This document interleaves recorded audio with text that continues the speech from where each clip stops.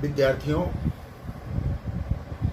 आधुनिक भारतीय सामाजिक राजनीतिक चिंतन के अध्ययन में राजा राम मोहन राय और दयानंद के बाद जो हमारे सिलेबस में है, इस पेपर के सिलेबस में है, उसमें गोपाल कृष्ण गोखले का नाम आता है।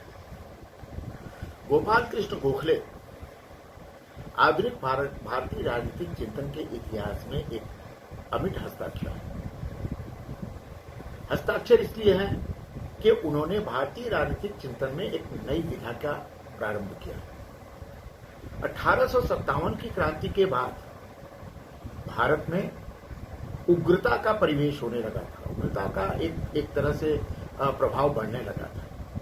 जब 1857 की प्रथम सावरकर, जिसे प्रथम स्वतंत्रता संग्राम कहते हैं, वो जो है असफल हो गया था, लेकिन इसके बावजूद भी उग्रता का प्रसार समाज में था। उनका जन्म, गोखले का जन्म 1857 के कुछ 8-9 वर्षों बाद हुआ। 1866 के बाद हुआ। उनके ऊपर निश्चित तौर पर इतिहास का प्रभाव पड़ा होगा। उनके गोखले के ऊपर परिवार का भी प्रभाव पड़ा। गोखले का परिवार एक वीर मराठा परिवार का भाग था। उनका परिवार हथियार चलाने, शिक्षा चलाने, सैनिक गतिविधियों में लगा हुआ था। गोखले ऐसे सैनिकवादी परिवार में जन्म लेते हैं और जन्म लेने के बाद ऐसा माना जाना चाहिए कि गोखले के ऊपर अगर परिवार का प्रभाव पड़ता तो उनमें उग्रता होनी चाहिए, लेकिन वो उग्र नहीं हुए। वे अध्यापकी पेशा उन्होंने ग्रहण किया। आपको पता है कि अध्यापक स्वभाव से ही उदार हो जाता है। अध्यापक स्वभाव से ही सबके हित की आकांक्षा करने लगता है। अध्यापक के जीवन का एकमात्र उद्देश्य उसका विद्यार्थी होता है। वो विद्यार्थियों से कुछ अपेक्षा नहीं करता, लेकिन उसकी अपेक्षाएं विद्यार्थियों को ऊपर उठाने में है, आगे से आगे बढ़ाने में है, उसको उसकी मंजिल मिलने तक है, उसी में खुश रहता है। तो गोखले ने अपना जो पेशागत रूप दिया वो एक अध्यापकी रूप में दिया। तो जब अध्यापकी पेशे के रूप में गोखले का अभित्थान होता है तो ये निश्चित मानिए कि उनमें उदारता के बीज अपने आप निहित हो जाते हैं, इसलिए कि वो अध्यापक है। गोखले महादेव गोविंद रानाडे के शिष्य थे, जिनको मुकुट विहीन राजा के रूप में माना जाता है। महादेव गोविंद रानाडे तत्कालीन समय में एक अर्थशास्त्री के रूप में सामने आए। उन्होंने अर्थशास्त्र के रूप में भारत की गरीबी पर, तत्कालीन समय में भारत की गरीबी पर, तत्कालीन समय में भारत के पिछड़ेपन पर उन्होंने अपने विचार रखे।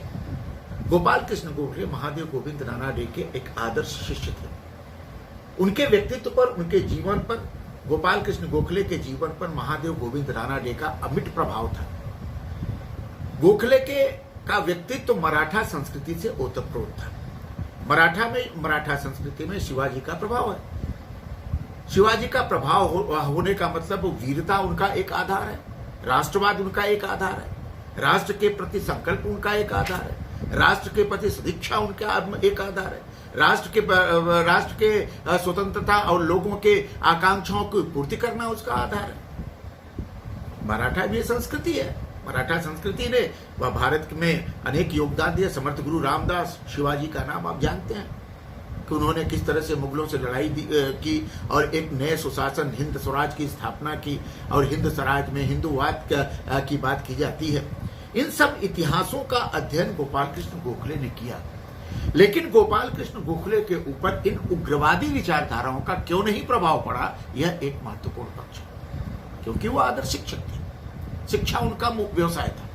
शिक्षा के इस व्यवसाय में गोपाल कृष्ण गोखले को इंग्लैंड की यात्रा भी करनी पड़ी। एक आर्थिक सलाहकार के रूप में उन्होंने इंग्लैंड की यात्रा की। चूंकि गोविंद रानाडे के शिष्य थे तो अर्थ के मूल तत्वों का उनको ज्ञान था, इसलिए इंग्लैंड में उनको आर्थिक सलाहकार के रूप में भेजा गया। लेकिन इन सब इतिहासों को छोड़ करके हमारा काम है गोपाल कृष्ण गोखले के राजनीतिक चिंतन और सामाजिक चिंतन का अध्ययन करना हमारा मूल उद्देश्य है।